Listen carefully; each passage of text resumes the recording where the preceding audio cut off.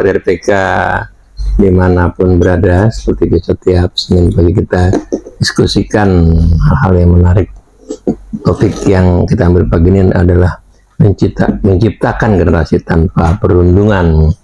Ya, tadi silakan Opa dilanjut lagi tadi. Yap, hanya menyambung ungkapan dari Pak Dendi bahwa memang benar bahwa perundungan itu terjadi dengan akar yang kompleks. Yang pertama dalam keluarga. Nah, jika anak bertumbuh dalam fungsi keluarga yang tidak semestinya, ya, jika seseorang bertumbuh dari dalam keluarga yang fungsinya tidak semestinya, maka anak tersebut dipastikan bisa melakukan hal-hal yang di luar nalar, termasuk perundungan.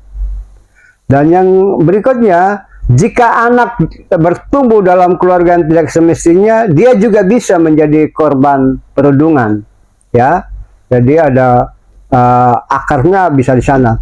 Kemudian perundungan terjadi di lingkungan sekolah. Ada dua kemungkinan: di area sekolah, tempat belajar, ya, di kelas atau di kantin atau di halaman atau di pojok-pojok sekolah.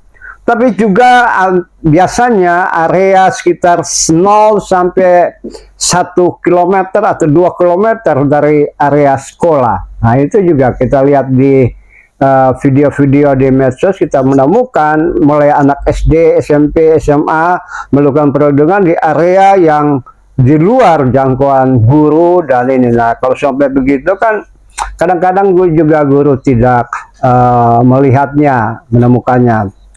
Nah, sekaligus ya untuk Bapak Istiadi Indra di YouTube, ya, memang ungkapan yang dilakukan Bapak ini sebagai solusi yang cerdas, yang benar, tapi kita harus menemukan yang ada dulu di rumah dan di sekolah.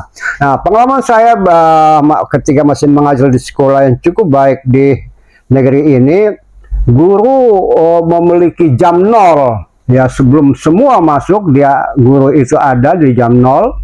Kemudian dia juga pulang setelah jam 12. Ya, jam ke-12 artinya ke sekolah murid sudah kosong, tidak ada murid, baru guru pulang atau sebelum. Nah, ini menghindari juga. Nah, karena terdeteksi perundungan terjadi 0 sampai 1 km dari area sekolah. Nah, itu saya cuma sambung di situ. Nah, betul, kompleksitas dari rumah, keluarga, dan semuanya. Nah, untuk memperbaiki tentu saja bukan melulu tugas yang di sekolah, ya. Apapun peristiwa di sekolah, pelaku perundungan bisa cari celah untuk melakukannya. Nah, ini kompleksitas harus datang sampai ke rumah juga. Itu aja dulu.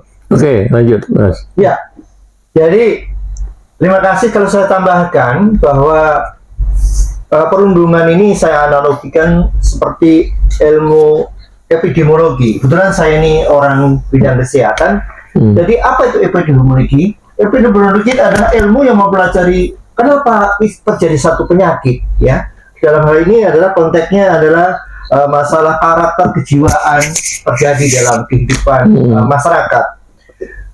Di dalam ilmu epidemiologi itu membahas 3 pokok penyebab terjadi suatu penyakit, yaitu pertama orangnya, kedua lingkungan, 3 adalah bibit penyakit gitu. Artinya apa?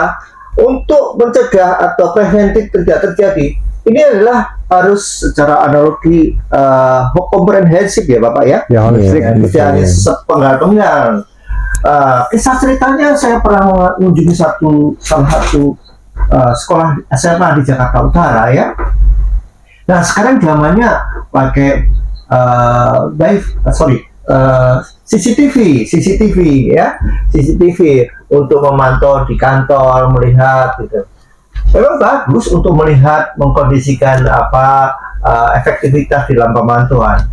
Namun di dalam kegiatan sosial anak-anak di lingkungan perlu satu pemantauan secara eksternal, paling nggak ada mereka yang melihat kondisinya ini. Dan inilah mencegah di lingkungan tersebut. Nah, kembali lagi tentang mencari penyebab dan sebagainya, bisa terjadi satu perundungan, maka dilihat dari 3 faktor tadi, lingkungannya sejauh mana untuk pencegahannya, sejauhnya seseorang-orangnya itu sejauh mana, apakah dia punya penyakit jiwa, apakah dia memang pendidikan rumah tangganya tidak beres. Hal-hal semacam itu kita harus ditinjau lebih dalam lagi. Nah, bibit daripada perundungan apa? Sebab kenapa terjadi satu perundungan ini?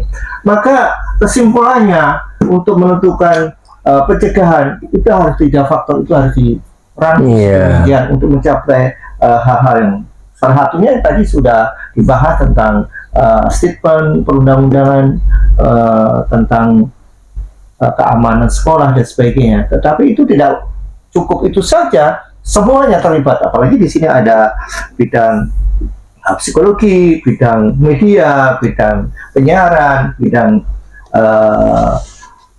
agama, dalam arti Bapak Pendeta, bidang hukum. Nah, ini satu hal yang memang kita harus bekerja sama, tidak sepenggal-penggal saja. Harapan saya begitu. Oke, ya, kita lanjut lagi ke Mas Dendi. Tadi sudah ada kebijakan payung hukumnya, Mas ya.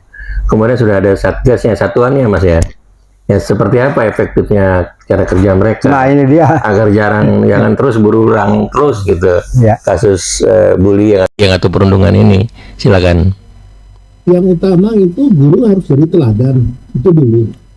Karena satgas itu dipimpin oleh guru. Guru itu dalam hal ini kaitannya dengan bimbingan karir, kalau bimbingan karir BK dulu ya, tahu ya Pak ya. Dulu kan kalau orang BK. Guru BK itu kan takut.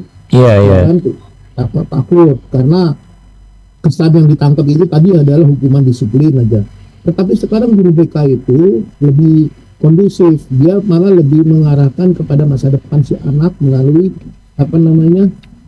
pengumpulan data tentang perguruan tinggi negeri dengan mengakomodasi sistem penilaian yang namanya eligible dan lain-lain. Itu adalah tanggung jawab daripada guru BK. Dalam kaitan dengan tim ini sebenarnya tim ini akan berjalan dengan baik kalau sekolahnya punya komitmen untuk mau mendukung dengan baik. Karena apa? Kepala sekolah adalah kuncinya. Kepala sekolah itu tidak bisa mengambil keputusan sendiri. Kalau misalnya ada suatu kasus, itu harus segera dilempar kepada tim ini. Karena satu kasus saya pernah nangani, sepanjang tidak punya itikat baik daripada gurunya itu karena punya kepentingan, misalnya begitu ya, maka dia langsung ambil alih sendiri tanpa mengkondisikan kasus ini kepada tim ini, maka nanti akan terjadi satu perundungan itu akan berjalan gitu loh. Saya pernah tuh sampai akhirnya ada 3 anak itu, 2-nya mau dipecat, bayangin. Satunya enggak, satu cewek 2 perempuan. Tetapi akhirnya saya langsung pada saat itu sebagai perwakilan sekolah, saya bilang sama kalau ini dipecat, anak-anak ini dikeluarkan, saya akan laporkan ke dinas. Nah, artinya sekolah itu akhirnya harus punya komitmen mau menyerahkan perkara-perkara kekerasan dan bullying ini kepada tim ini. Kalau betul. Nggak akan jalan Pak. Benar. Makanya harus ada yang injek kakinya dulu nih kalau lihat kasus kayak begini. Kalau nggak diinjek kakinya, dia nggak akan melepas karena dia punya kepentingan kadang-kadang. Itu pesanan dari si orang tua yang korban, seakan-akan korban. Karena kan kita kan nggak bisa melihat anak-anak itu nggak bisa dilihat korban mana atau pelaku mana. Ini semuanya equal. Dia harus duduk bersama dulu karena dia sama-sama anak-anak sebenarnya yang lagi masa pertumbuhan dan masa nanti ada tim penilaiannya tersendiri untuk masalah. Makanya ada tim kerja bullying ini untuk menilai ini. Nah, akhirnya makanya tadi saya bilang seorang anak sekarang tidak mudah dikeluarkan, pasti akan ditolak kalau ada nanti Pak, sebentar. Saya kira udah 30 menit. Kita nanti akan break dulu. Nanti akan kita lanjut lagi. Silakan.